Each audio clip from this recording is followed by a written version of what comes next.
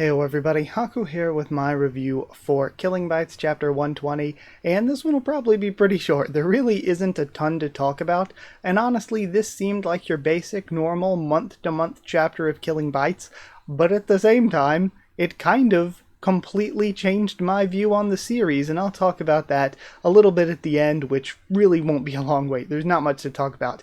We start off with this. And you know what? If you want me to do live reactions to these instead of reviews, like we can react to it and then talk about it in the future, let me know. I can do that instead. But I won't be able to show anything on screen if I do things that way, if I do a reaction.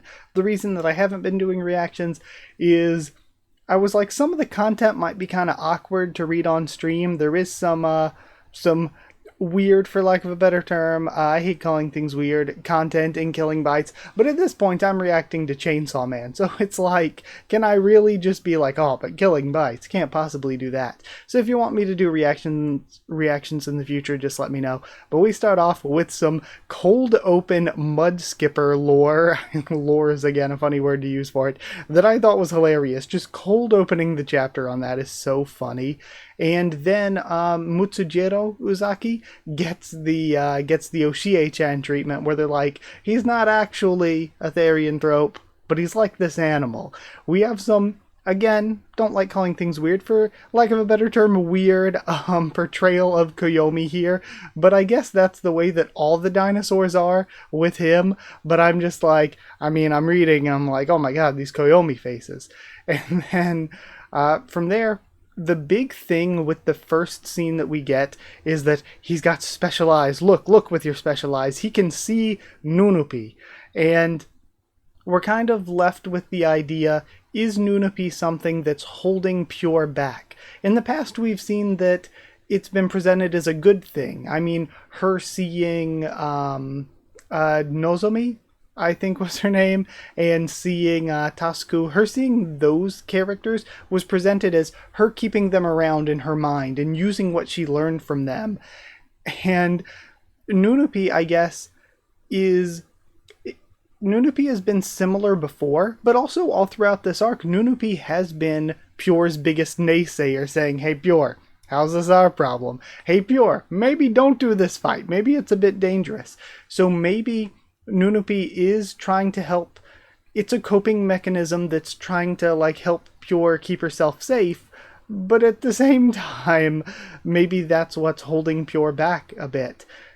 But it feels kind of bad to have Pure let go of Nunupi. I don't know if I would want her to let go of Nunupi. And that's basically like the first of two kind of scenes that we get for the chapter. And then our second scene, we have the Sones about to be attacked by Dino Man assassins or whatever. We know that they were in the same building as like Kinozaki and the Doctor and a main bad guy. Was he Ishiki, Yashiki, for some reason, Yawasaki Ishii and something, why am I forgetting names when I'm coming to do this review? But we know they were in the same building as all of them, and were introduced to the Orca, Kaoru Kaido. And Kaoru, when they first mentioned the name, I was like, oh, were they going to be another frog? We've had a frog before. But, yeah, we're introduced to the Orca, and this is what made me kind of change my mind. He's protecting the Sones, and that's what kind of got my mind changing a little bit. Or for the longest time, I've been like, this might be the end of Killing Bites. We might be wrapping up towards the end, toward a like Koyomi and Pure final battle, and that's it. And I kind of don't want the series to end, but if we're still introducing new characters, this makes me think, okay, maybe this is, again, just the ending of another part, but the series is going to continue, and I hope it does. A lot of people want series to end eventually, but for me, I'm not a big ending guy. Endings usually aren't very good in almost anything anyway, so I don't really mind if things don't ever really have endings, if the author just continues to write them until they don't feel like writing them anymore. I am absolutely fine with that, and especially for something like Killing Bites. Killing Bites, excuse me if I'm wrong, but it's never really presented itself to me as something that's like really taking itself seriously. It's just animal people, specifically Big Booma Big Booma anime waifu usually, fighting, and it's about having fun, having the characters fight, having cool transformations and designs, it's just about the fun. It's not really a super serious narrative or anything like that. So with that in mind, I really kind of hope it continues going after this arc. But then again, with the pacing that we get, like with one chapter a month, it feels like it's going to be like, okay, by the time we finish this arc, it's going to be like 2030. So who knows? But yeah, either way, that's it. I guess those are just the only two things worth really mentioning is Orca being introduced, which I think is cool. It makes you wonder where Orca was during the first arc, or I guess Orca might just be newer than that, because they could have used him in the original Killing Bites. What was it? The Destroyal was the first one. But yeah, there was that introduction, and there was the stuff with Nunupi. And I'm interested in when we will finally get into the Koyomi and Pure fight, because Koyomi and Pure are two of the characters that I care most about.